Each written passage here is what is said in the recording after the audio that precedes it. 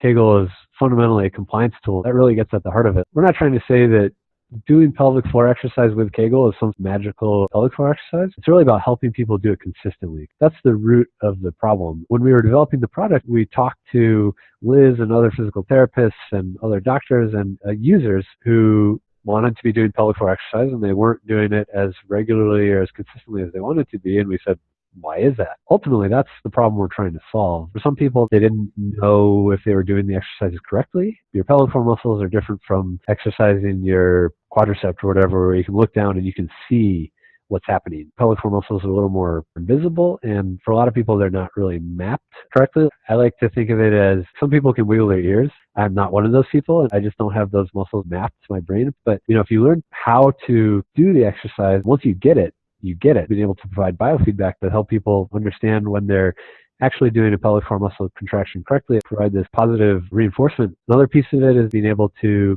see progress. You don't necessarily see noticeable qualitative improvements after one day doing exercise, really with anything, and pelvic floor muscles are no different. It's the same principle that other activity trackers will take, giving people something a little more tangible or a little more quantifiable. That can be motivating to see some signs of progress before they can feel them. And then another big thing is boredom. I talk to a lot of people who are like, oh, I know I should be doing Kegel exercises more, but honestly, it's really boring, and so I struggle with that. At the risk of being the kind of cliched Silicon Valley approach to a problem, we tried to turn it into a game. We're not trying to put Nintendo out of business, but the idea is if you can make this workout more interesting and less boring, that makes it a lot easier for people to do the exercise consistently and to stay compliant with it. Basically, the idea is that everybody's different, and the reason that different people struggle with compliance, doing the exercise correctly, those reasons are different from person to person. We tried to address as many of those different reasons as we could, and hopefully the overall package will resonate with as many people as possible.